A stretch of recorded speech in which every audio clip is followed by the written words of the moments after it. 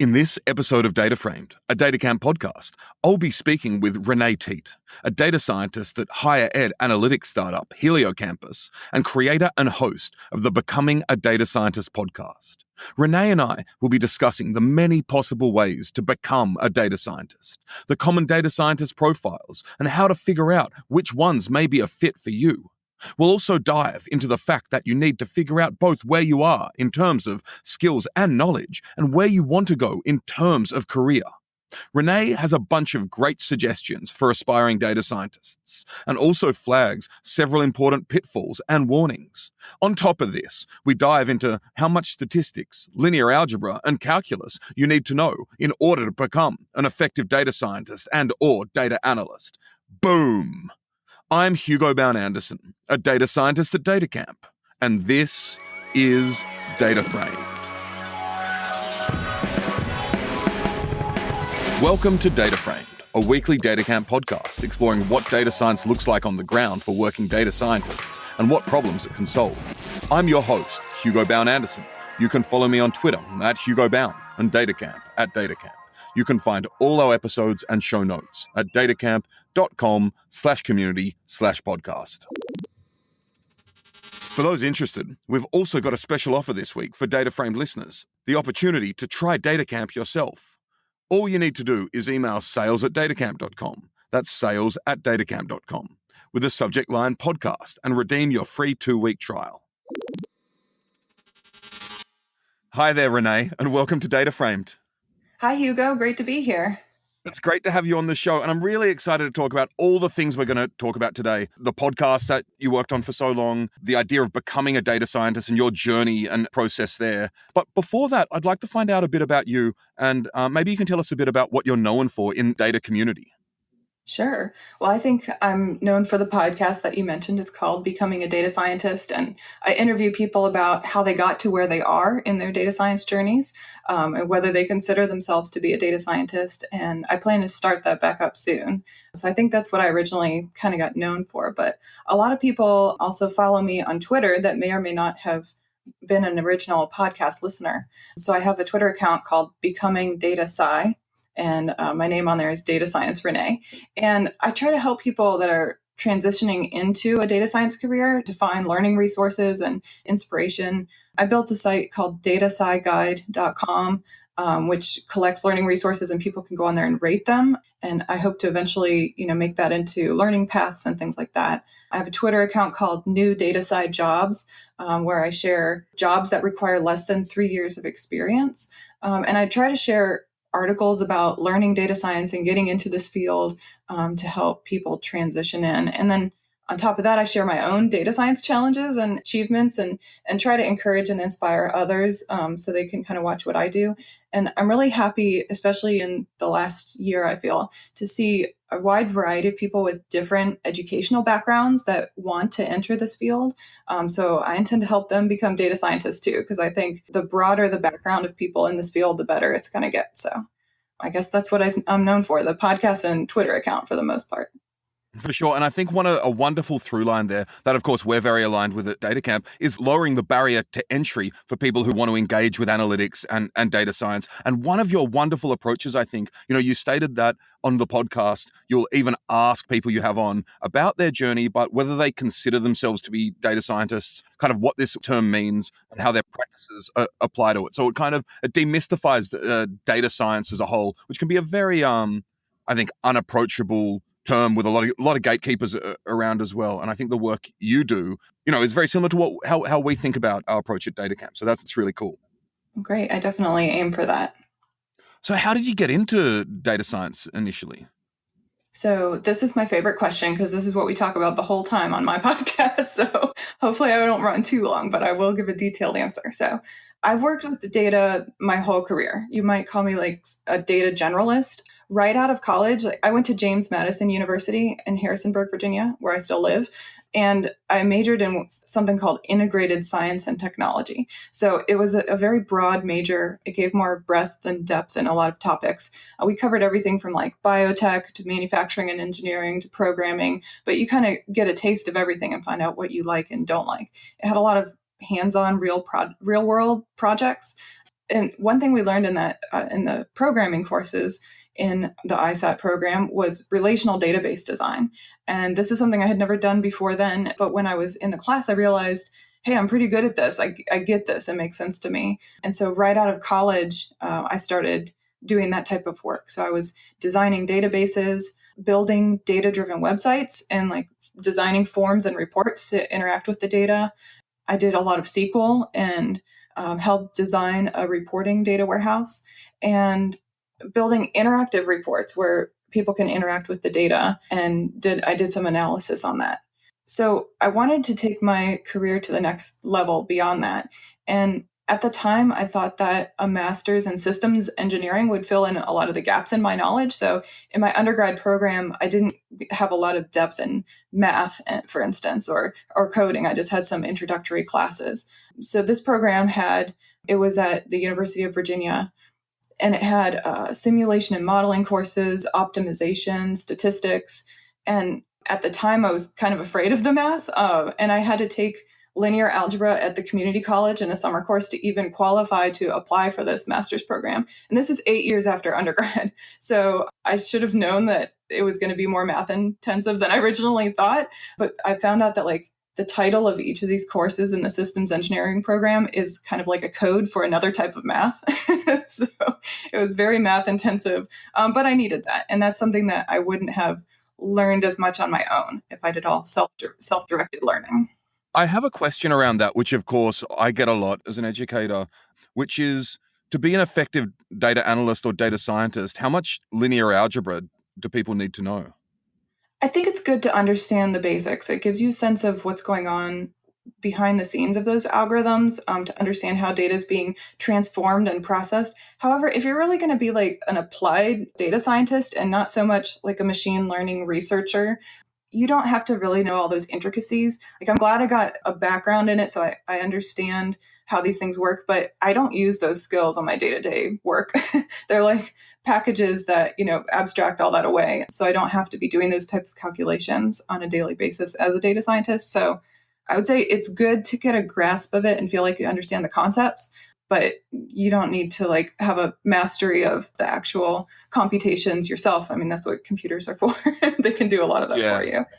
I agree completely. And I do think, there is a lot of anxiety around learning these types of things, linear algebra and I suppose multivariate calculus in particular. And I do also encourage people to push through a bit and persevere a bit because, a big part of the challenge is the language and notation, right? Like a lot of the concepts aren't necessarily that tough, but when you're writing like a whole bunch of matrices and that type of stuff, it can get pretty gnarly pretty quickly. Yeah, I still like shudder when I see certain depictions of like all like like you said with multivariable calculus and like calculus that's done in a matrix and it just looks so overwhelming and the notation still gets me. So so I feel that. Yeah. But I'm glad I understand the concepts behind it, even if I still shudder every time I see those.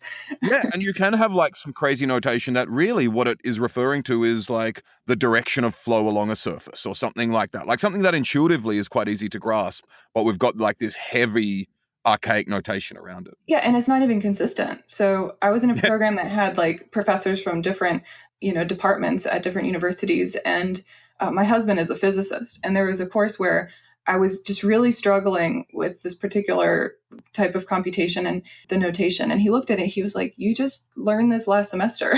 And I was like, "I've never seen this before." He said, "No, it's the same concept, it's just different notation." And that's when I really started to understand like mathematicians and engineers, for instance, might use different notation for the same thing.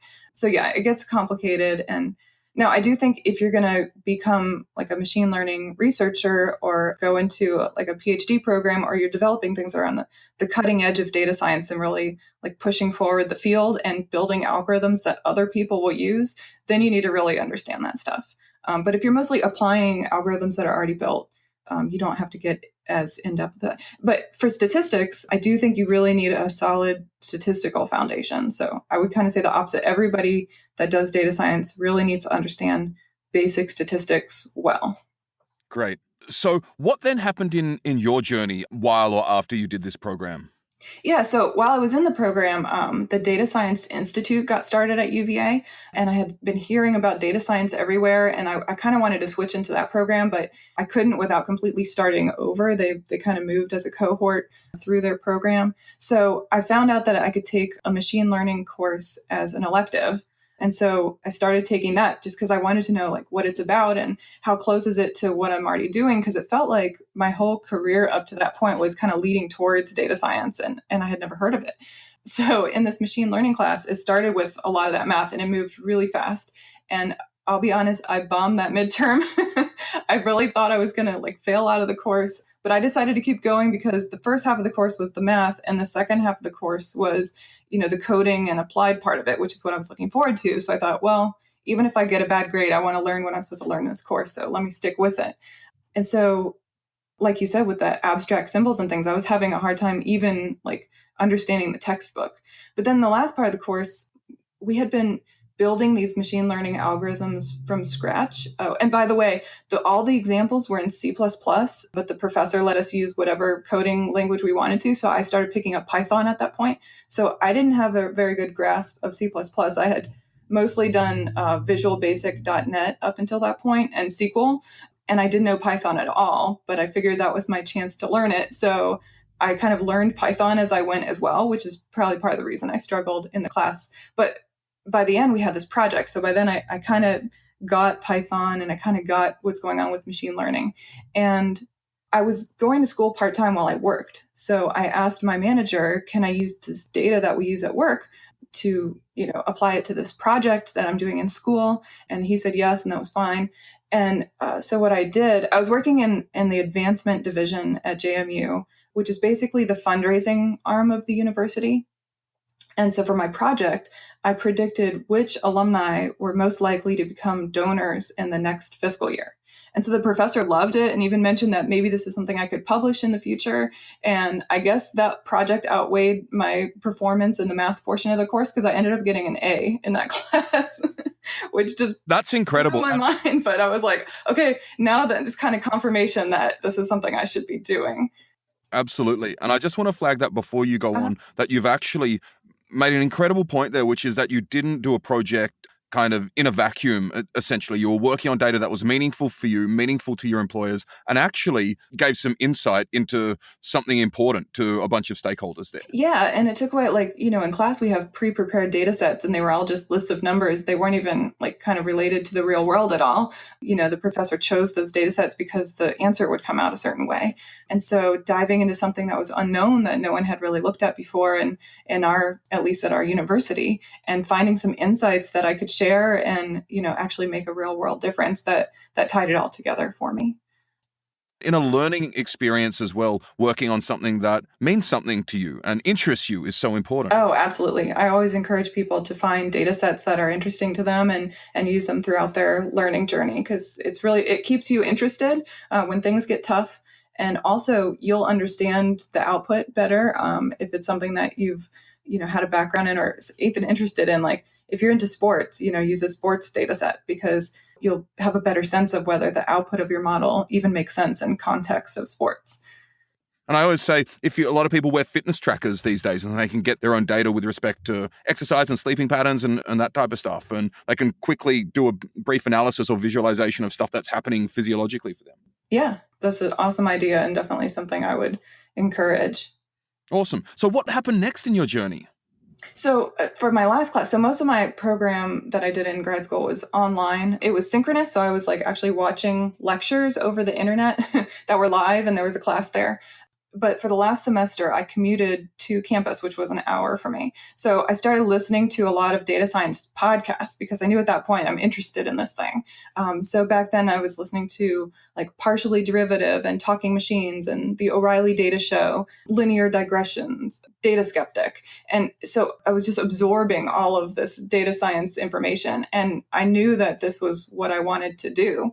And so as soon as I graduated, I started diving into books about data science and teaching myself what I needed to know to get a job in this field and move on from, at the time I was a data analyst and I wanted to move into being a data scientist. So yeah, that's what I did next. And then I applied to a bunch of different jobs that like at the time, I was just getting comfortable with data science, so I didn't want necessarily a data scientist job, but I wanted to make sure it was a job that was moving in that direction because the job I was in wasn't giving me a lot of opportunities to really exercise these new skills and do machine learning on the job. So I knew I was good with designing analytical reports. I knew I was good with SQL. I had this new master's degree in systems engineering, but I wanted to grow into a data science role. So I started applying to a bunch of different jobs that partially involved data science, but they had components that I knew I already had the skills to provide value in. And I didn't get any of the first several I applied to, but I was starting to learn by doing those interviews what they were going to ask and what gaps I had in my knowledge so I can go back and learn more. And at the time, there were two different startups, one on each side of the country, that apparently needed that type of generalist that could do both the back-end data engineering and SQL stuff and, move into the predictive modeling side. So I got two offers at the same time. They were both for remote roles that were like a combination of data analytics and entry-level data science. I didn't have to do whiteboard interviews or coding interviews for either of them, which was nice because that part I don't think I was as good at the time. But they needed somebody with my background and my experience with databases and someone that was good at communicating with the stakeholders. So I think that helped me stand out. And I think we're going to talk a little bit more about that later. Absolutely. But one of those two job offers was with people I had worked with before. I worked at Rosetta Stone as a data analyst, and a lot of the people at this startup had come from Rosetta Stone. So I was more comfortable with that one and took that one and have been able to build my data science and machine learning skills on the job. So that company is called HelioCampus, and we work with university data, and I can tell you more about that if we're interested. But I've been in that role for about 2 years now as a data scientist. Fantastic. And that's telling that the project you did did involve alumni data initially, right? When you were first learning. Yeah. And so at HelioCampus, we've kind of, it's extended me into a new domain. It's still university data, but we work a lot with the student success data and admissions and things like that. So I guess I'll give a little brief overview of the company. So at universities, they have databases that are like all kinds of data that you might not even think of when you're applying and enrolling at this university. So there would be a system for admissions and applications. There's usually a separate system for enrollment and courses and faculty. And then there's another system that they have for like payroll and financials. And then they'll have another system for the fundraising and alumni information. So they have all these different databases across campus. And the leaders want kind of a big picture look at the students' trajectory through this whole experience of applying and then going to college and then becoming alumni. And so to get metrics on that whole system, you have to combine that data. So we combine it into a data warehouse, and we have reports in Tableau that point at that data. So we have some canned reports. And then my job is to then work with the end users to do analysis that's not already built, to answer questions they have about the students, and to do some predictive modeling. Like one example is for the admissions team, we'll take a look at all the students that have been admitted to a university and try to predict how many of them will enroll, or which ones might kind of be on the borderline of the type of students that sometimes enroll and sometimes don't. They might need some extra outreach in order for the school to get their attention, or students that need additional financial aid, for instance. So we've helped them get some insight by doing predictive modeling into what their student body looks like and what type of students they can expect to come to their university and what trend we expect in the future for their enrollment. So that's just one example of many different aspects of what we do at the universities at HelioCampus. But that's the kind of work I'm doing now. That sounds like very interesting and fulfilling work, particularly with your kind of deep interest and mission as an educator and investing in learners. Yeah, definitely.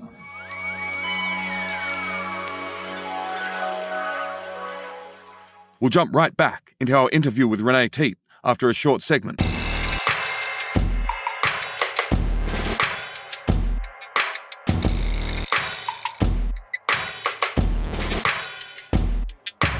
And now we've got another installment of Statistical Distributions and Their Stories with Justin Boyce from Caltech. Justin, have you got some stories for us today? I have a tantalizing story today. It's the story of the binomial distribution. As I mentioned last time, When you can match your experiment to a story of a distribution, you know how your outcomes should be distributed. So knowing these stories is really empowering. Before I tell the story, though, I want to mention that this idea of matching a distribution to a story is not my own and has appeared in many books on probability and statistics. My favorite, though, is the book by Blitzstein and Huang and the Stat 110 course at Harvard associated to it.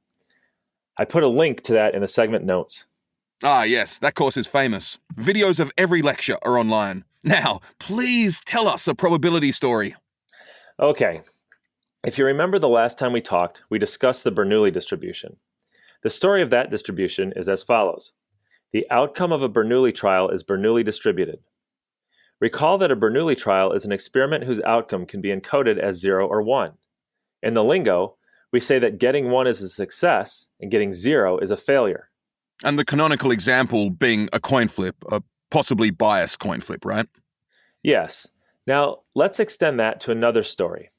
Say I flip a fair coin 20 times and I count the number of heads I get. The number of heads is binomially distributed. More generally, if I perform n Bernoulli trials, each with a probability p of success, the number r of successes is binomially distributed. So the binomial distribution has two parameters then? Yes, the probability of success p, just like the Bernoulli distribution had, and the number of trials n. So some people get a bit confused and think that the number of successes, or heads, r, is also a parameter, right?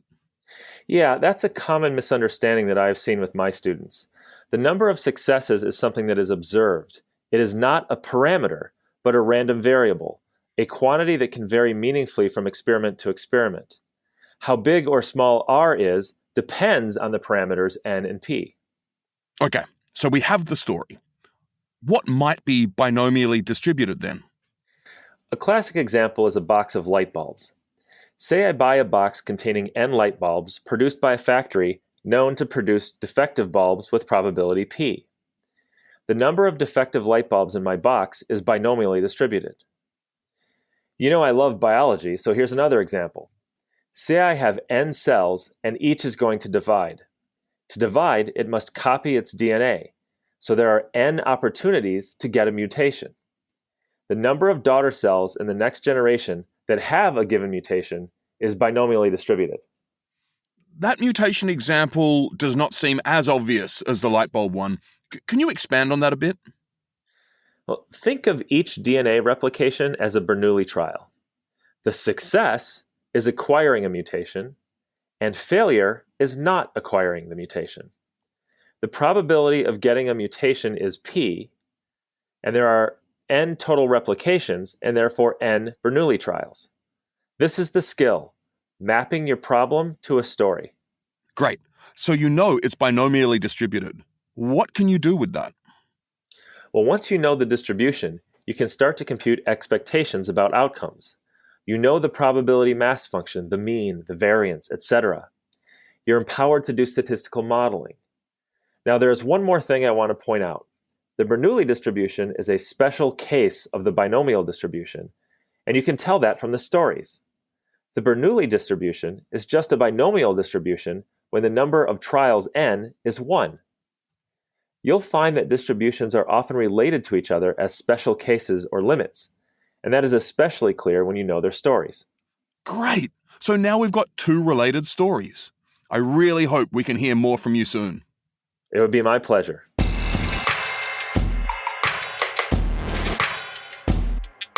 After that interlude, it's time to jump back into our chat with Renee Teate.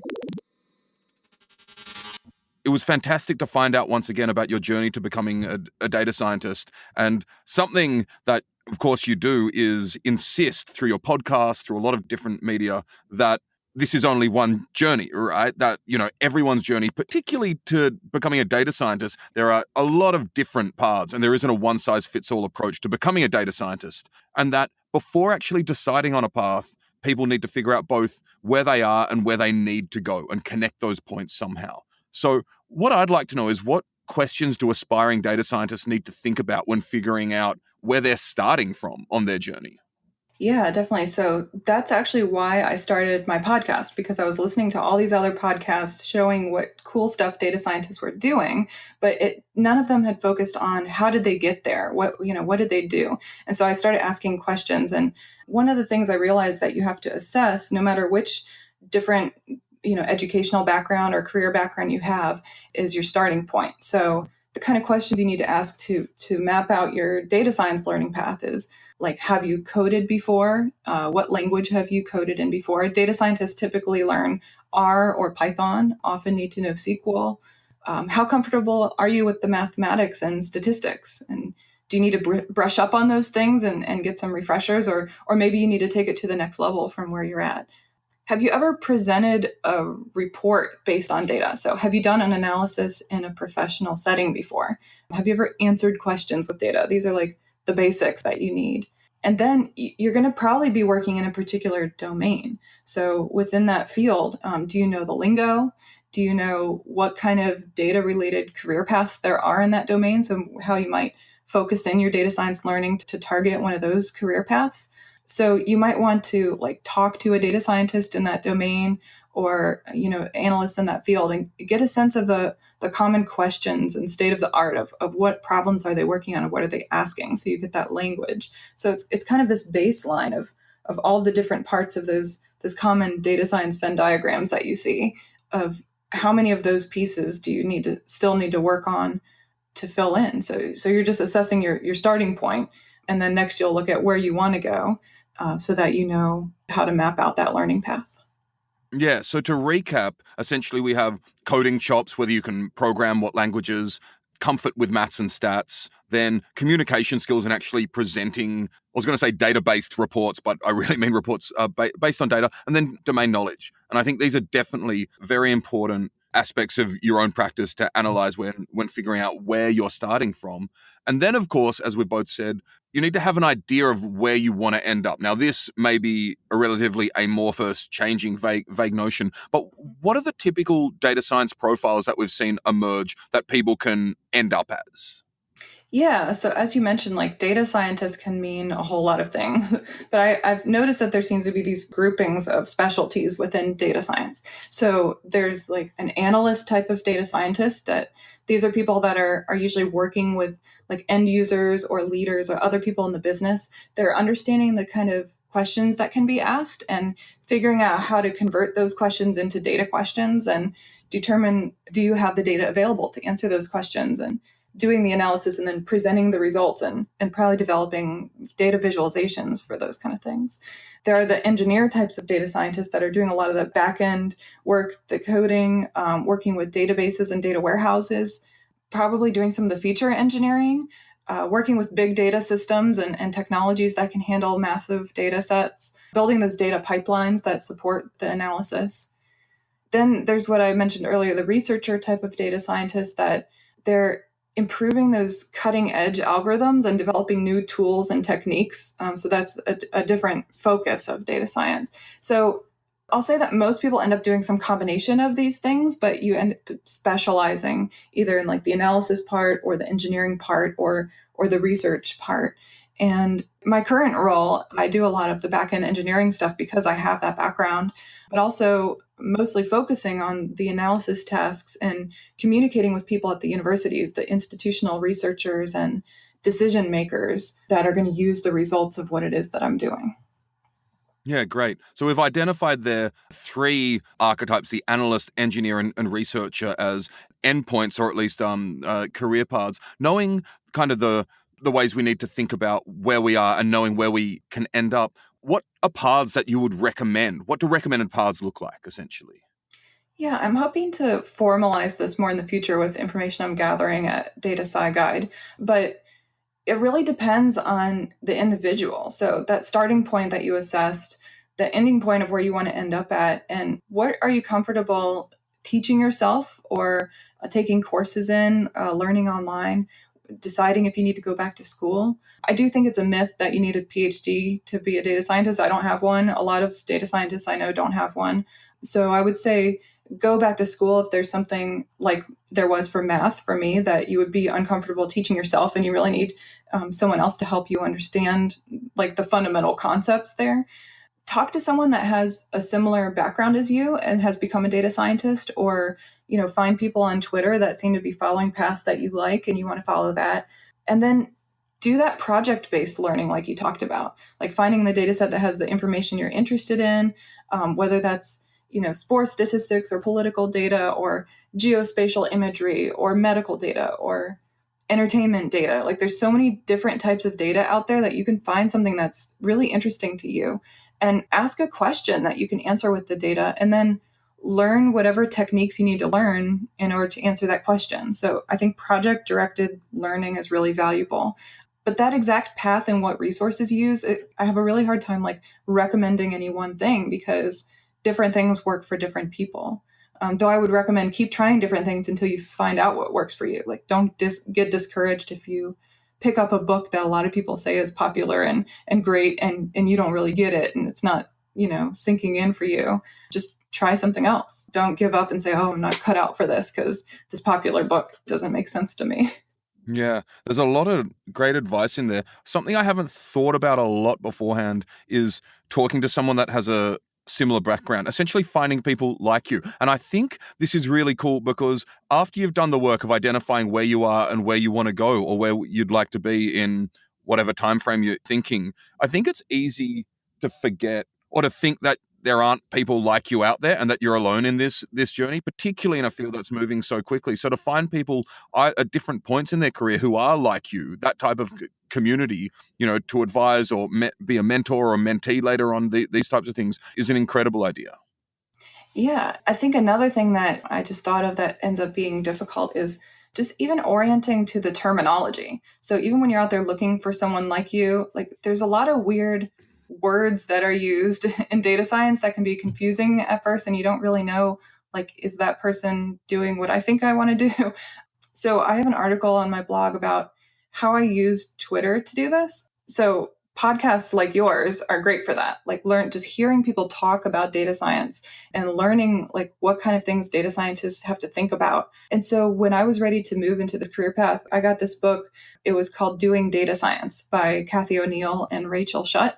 And that was great for me in terms of getting an overview of like the big picture of what is this stuff and what do I need to learn and what are some of the basic terms. And it pointed you at other resources to learn. So yeah, just orienting to like how people even talk and what the, what matters in data science. And maybe there are things that you actually know already, but is called something else by data scientists because data science is kind of a combination of fields that have already existed for a while. So yeah, just learning that terminology and listening to data scientists, watching them on Twitter and reading articles to figure out what you don't know yet is important first step. And so in terms of this journey of becoming a data scientist, can you suggest any learning tasks for beginners? Yeah, I would say build a report. Like you were saying, maybe use your own data with, from a Fitbit or something like that. Like just explore a data set and do some basic statistical summaries and then practice communicating those results. And so as you learn, you're going to be using different tools and techniques, but you want to make sure that the outcome is always understandable. And so see if you can bridge that gap as you go. And actually, I think when you're learning is a great time to do this because this one it's fresh and new to you as well. So you can bridge that gap between the technical analysis and using that information to make decisions and talk to people that are less technical to get the point across. So constantly, like blogging is a great way to do this. Talking to friends or people in your field is a good way to do this and just explaining the analysis you did, but in a way that just makes people comfortable that you know what you're talking about and then makes that information usable without getting into too much of the nitty gritty of like statistics behind it. For sure. And I do think working on data sets that are relevant to you is so important. And the Titanic and Iris data sets don't count, even if you think they're relevant to you. I agree. We need to move away. So I think you dispelled, very importantly, the myth that, you need a PhD to do this type of stuff. I'm wondering what other potential pitfalls or warnings you have for people along the way on their journey. I think there's some misconceptions about how much you need to learn. And a pitfall is that it's really easy to get discouraged when you're learning. So there's so many topics under this umbrella of data science that you can easily get really like overwhelmed and not know where to go, especially with self-directed learning. You have to kind of balance learning enough to qualify for the type of job you want, but then not over planning it or overdoing it to the point where you're starting to feel totally off track and psyching yourself out and feeling like you're never going to make it. So in a talk I gave, I talked about it like you're planning a trip. And so you could plan it out turn by turn and print out the directions and know exactly, where you're going to turn and what it's going to look like at each of those turns. But you still want to have your GPS handy, because if you run into unexpected traffic or road closings, you got to route around that. So at some point, you're going to feel lost in your learning or like you've totally hit a roadblock. But instead of giving up, you might just need to go back and find other resources to get you like more comfortable with the topic before you move forward again. Or decide, do I really even need to learn this? Maybe you can totally skip that part and come back later when you have a better understanding. So instead of just getting stuck and waiting for things to kind of clear up in front of you, just be prepared to reroute. So there's a whole lot of different paths to a data science career, and just be prepared to change course. And also, I think a lot of people look at those terrible job postings that are like a wish list of everything that company could ever want a data scientist to be able to do. And they're basically describing a whole data science team in one job posting. And people think that they need to learn all of those things in order to get that job. So I would say no, like learn a few key things really well, practice applying that knowledge you have to real world problems. So you have experience like overcoming challenges that you're going to encounter on a real job. And that will also help you have a story to tell in your interviews of how you overcame trouble and ended up, having usable results in the end. So I guess what I'm trying to say is don't derail yourself and don't feel like you have to learn everything you've ever heard of in data science in order to be a data scientist.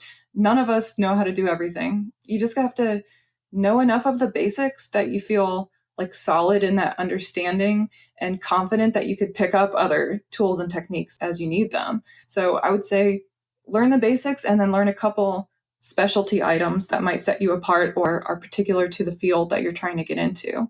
And also the communication skills are really important too, not just the tools and techniques.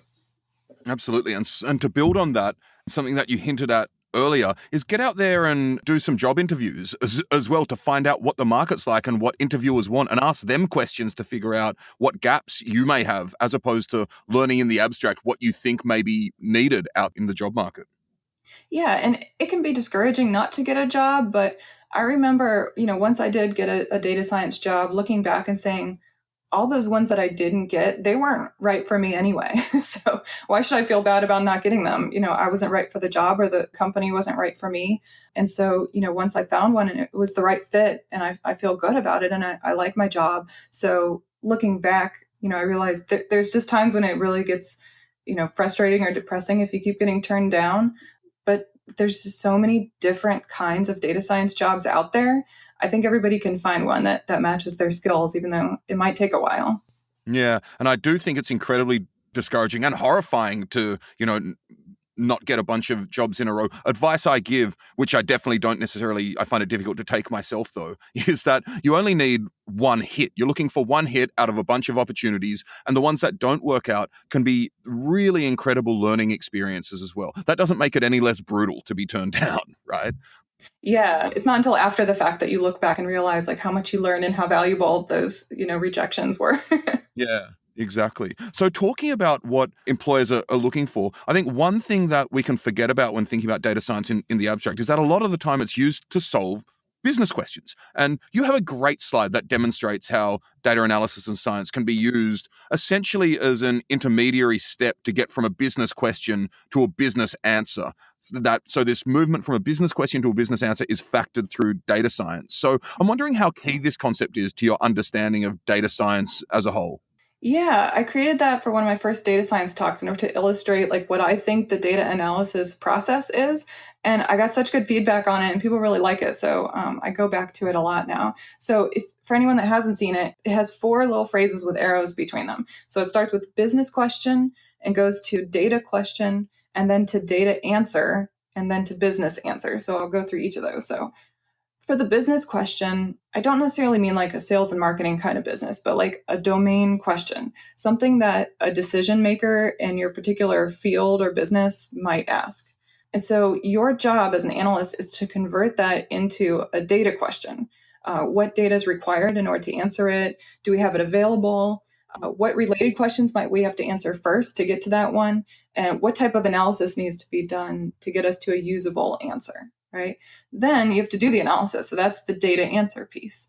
So this type of analysis will depend on like what kind of field you're in, what's your role and your skills, what data is available. So the type of analysis differs, but basically to turn that data question into a data answer, you're doing analysis. Then you have to take the results of that and turn that into a business answer. So there's very few people out there that will want to hear your data answer. You have to be able to communicate that in terms that a non-data scientist can understand. So they know what the data is telling them and can use that information to make a business decision. So you have to be able to convey like statistical results and uncertainty in business terms and explain what your analysis like means and does not mean so it's not misused. So a report, when we talk about building a report, in the real world, the end result is usually not some sort of statistical readout with model evaluation metrics. It's like a presentation of the results that's clear and usable by people that are not data scientists. Absolutely. And I do think to keep in mind that we're always attempting to answer business questions or develop business insights in this context is incredibly important. So I want to shift slightly. We have a lot of aspiring data scientists and learners out there. And I'm wondering, what's your take on where people can learn, like particular places people can learn the skills and knowledge necessary to become a data scientist?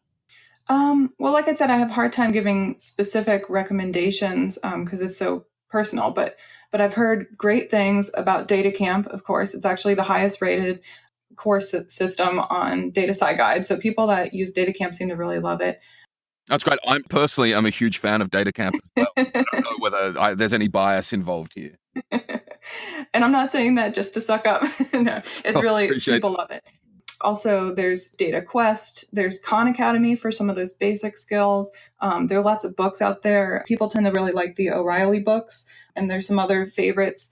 So again, I hesitate to give specific recommendations just because they vary so much. So people can tweet me if you're looking for a certain, resource that will get you started from where you're at. And usually I retweet that and lots of people that follow me will help answer. So it's really kind of a personalized answer, but I'll just say there are a ton of resources and it's easy to get overwhelmed by the resources. So don't be afraid to ask to find what might be best for you. And then if someone recommends something and you really don't like it, don't feel bad about that either.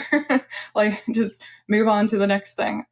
So yeah, I mean, my site, Data Sci Guide, I'm trying to collect those reviews from data science learners so we can get a sense of what did you need to know before you use this resource? Because that tripped me up a lot when I was learning is there weren't clear prerequisites for certain resources. And I would start out real excited and yeah, I'm getting it. And then, 5 lessons in, be totally overwhelmed and be wanting to give up. And I think that's dangerous. So yeah, talk to people that are just ahead of you on the learning path maybe and find out what helped them get to, over that first step from where you are to where they are and maybe not reach out to people that are already working as data scientists, but other data science learners.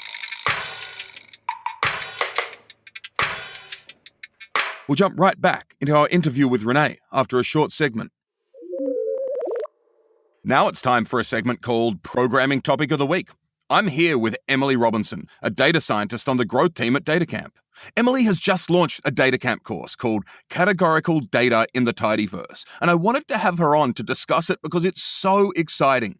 I, for one, have spent a bit too much of my professional and personal life wrangling categorical variables. Hi, Emily. Hi, Hugo. Emily, can you do me a favor and define categorical variables for our listeners? Sure. Categorical variables are variables that fall into a pre-specified number of groups. For example, survey responses to a question about your country of origin would be a categorical variable. Technically, categorical variables aren't ordered. If they are ordered, they're called ordinal variables. For example, a question on income that asks if your income is between $0 and $10,000, $10,000 and $50,000, or more than $50,000 would be an ordinal variable. There's a preset number of answers, and they have an order. While ordinal variables may have numbers in them, they're not numerical variables. The values of numerical variables are just numbers. You can do mathematical operations like taking the mean or max, which you wouldn't be able to do with this ordinal income question. Often people will refer to ordinal variables as categorical, so we'll do that here. All right. So what do our listeners need to know for when they encounter these categorical variables? Well, it used to be that dealing with them in R could be very frustrating. R has a special way of representing categorical variables, called factors. One problem I often had was making effective visualizations. If you're plotting an ordinal variable, you want your graph in the correct order. On the other hand, you may want to make a graph of average income by occupation, in which case it looks best if you order the occupation axis by average income. Or maybe you have 60 categories that you want to reduce to the 12 most common, putting the rest in other to fit into one graph. I swear I could never remember how to do any of these, and even when I found a solution on Google, it wasn't always easy to implement. Ouch. But you said used to be. Does that mean there's a better way now? Yes. In 2016, Hadley Wickham came out with a new package called Forecats, which is all about working with factor variables. It is part of the tidyverse, so it works well with other data analysis packages like ggplot2, group-lyr, and tidyr. It solves a lot of the headache of working with factors, and all the functions start with fct_, making them a lot easier to remember. That's awesome. What resources do you recommend to learn more about working with factors? Depends on what you want to do with them. To get started, there's a chapter in R for data science, an introductory data science book by Hadley Wickham and Garrett Grolemund on factors. If you're interested in doing statistical tests, DataCamp just launched a new course on inference for categorical data by Andrew Bray, an assistant professor of statistics at Reed College. If you want to learn more about the history of factors in R, and specifically why when you read in data R defaults to making all strings into factors, check out Roger Ping's, a professor at Johns Hopkins, post Strings as Factors, an unauthorized biography. Amelia McNamara, assistant professor at University of St. Thomas, and Nicholas Horton, professor at Amherst College, wrote a paper called Wrangling Categorical Data in R. They compare multiple methods for doing the same task, and, spoiler alert, the tidyverse comes out ahead in terms of the compactness and robustness of the code. That's part of the reason I chose to use the tidyverse in my new course. Excellent. Thanks, Emily. And I can't wait to check out your course.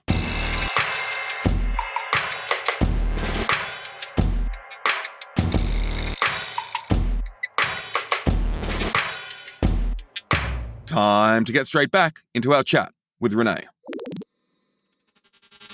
So something we've been talking around, Renee, is Twitter, which can be an incredible resource for aspiring data scientists. So maybe you can tell me a bit more about that. Yeah. So in addition to all like the books and courses and tutorials, like I mentioned earlier, I really use Twitter a lot to get the lingo of data science. And there are these great communities on Twitter, and you can usually use them by searching for certain hashtags. So I'll give you a few of them. For Python people, there's PyData, PyLadies, Pi for DS, PY, the number 4 DS. For people learning R, there's RStats and RLadies, a hashtag R for DS. So these are all hashtags you can search. A lot of those have Slack channels too. So there's like a data science learning club Slack channel that some followers of mine started a while back based on my podcast learning activities. There's a Slack called Data for Democracy for people who want to get into political data. There's a hashtag for data ethics. So I'm sure there's similar groups like these on other social media like Facebook and LinkedIn, but I'm mostly on Twitter. So I have a whole blog post about using Twitter to learn data science. And if you start searching for hashtags related to what you're learning, you'll usually start finding the kind of the leaders or the hubs in these communities. And you can learn a whole lot just by following them. And then if you ask a question and use that hashtag, you'll usually get an answer. So it's pretty cool. That's awesome. And we'll link to your article on how to use Twitter to learn data science in the show notes as well. So for learners, how will they know when they're ready to actually be a data scientist or start interviewing? Yeah, so I think people are ready to start applying for jobs before they feel fully ready to make that jump. So don't wait too long to start looking. And like we talked about, like doing those interviews is really instructional as well. But I'd say that you're ready when you're confident enough with those basics. So you know how to do exploratory data analysis and do some statistical summaries. You know that basic feature engineering, how to get a data set into shape that you can use for machine learning. You know how to do some of that data pre-processing and cleanup. You can build a good report and a data visualization and communicate the results. Maybe you've used a few basic commonly used machine learning algorithms like logistic regression and random forest. So you're confident enough with these basics that you know that you're not going to be totally struggling on the job.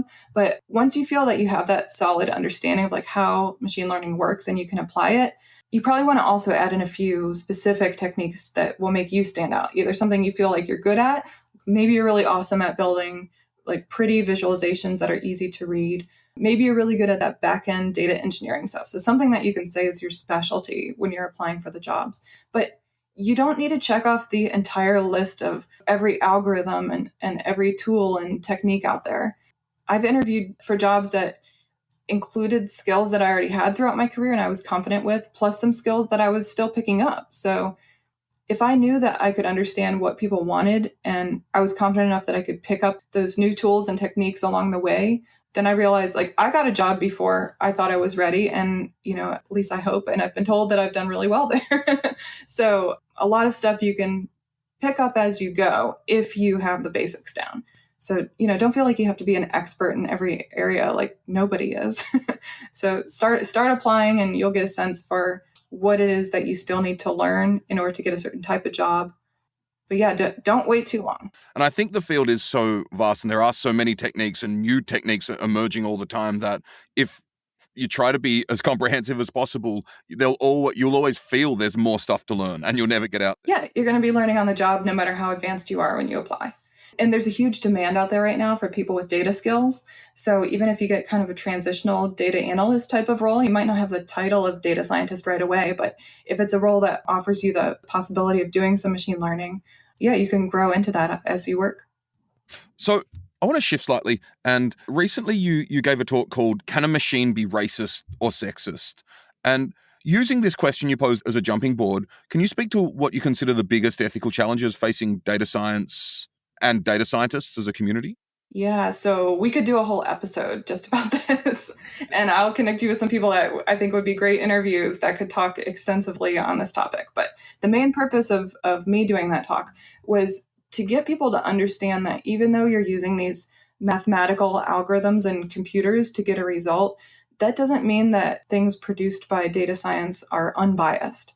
So there's so many ways that bias, maybe you'd say racism or sexism, and I'm talking about like the systemic kind. So not, you know, somebody yelling a word at somebody on the street, but historical racism that's baked into systems. So I have that master's in systems engineering, and I think I've always been kind of a systems thinker. So I picked up on this quickly and I was trying to share it with other people.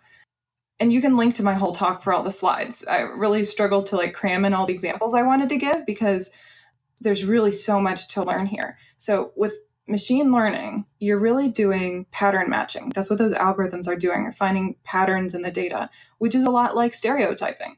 So you have to be aware of what data is going into making those decisions and make sure you understand the model outputs and it's not completely a black box where you don't understand why a particular decision was made by the model when people's lives are being affected. And biases can be introduced at every step along the way in this development process. So the data could have been incorrectly recorded in the first place. It might not be representative of the full population. It might be a limited sample, and you're training your model assuming it's going to generalize, and it might not.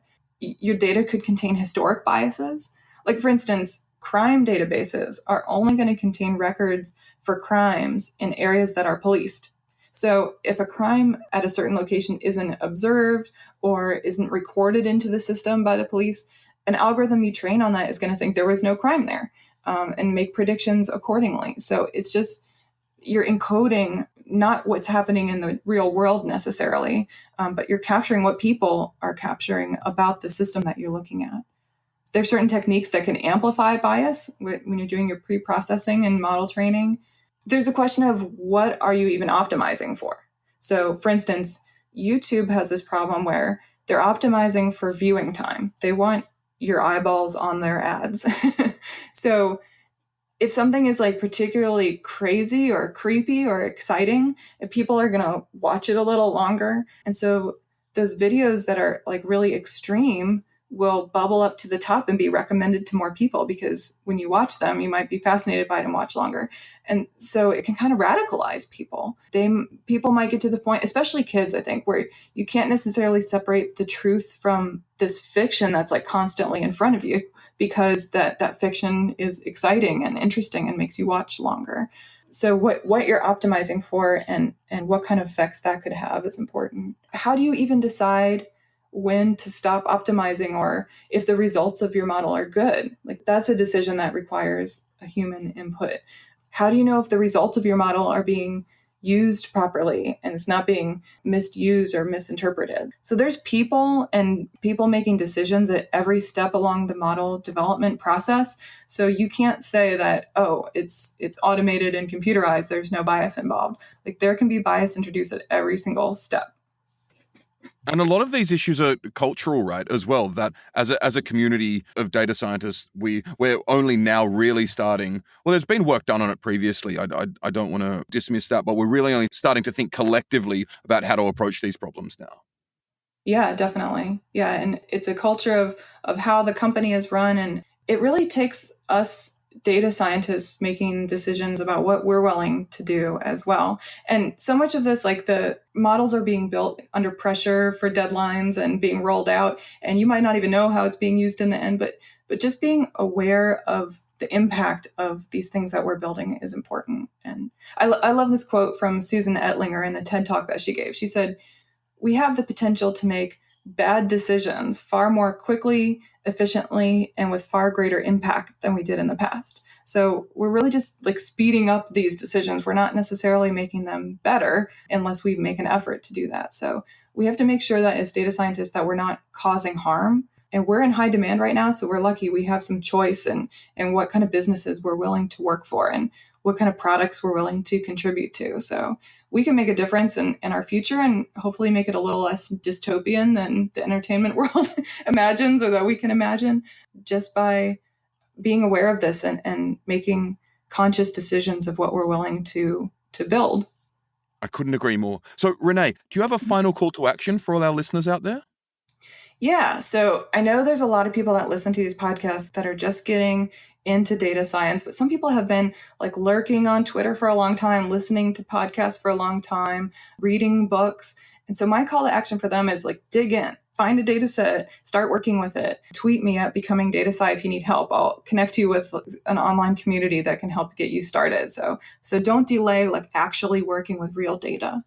And then my call to action for people that aren't new to data science is, I would encourage you to read up on the data ethics so that you understand how the work that you do in this field can affect real people's lives. And there's lots of great books out there now. So someone remind me when this episode comes out, and I will tweet a list and share a bunch of books that I've collected that I've either read already or they're in my Kindle waiting to be read, because I'm really interested in this topic and it's important to me. And I think it's vital for people in our industry to be well aware of. So that would be my call to action for people that are already data scientists. Fantastic. Renee, it's been such a pleasure having you on the show. Great. Thanks for having me, Hugo. I've been listening for a long time, and it's exciting to actually be on here. It's great to have you on, particularly because I've been listening to your podcast for so long. So right. It was a really fun experience. Great.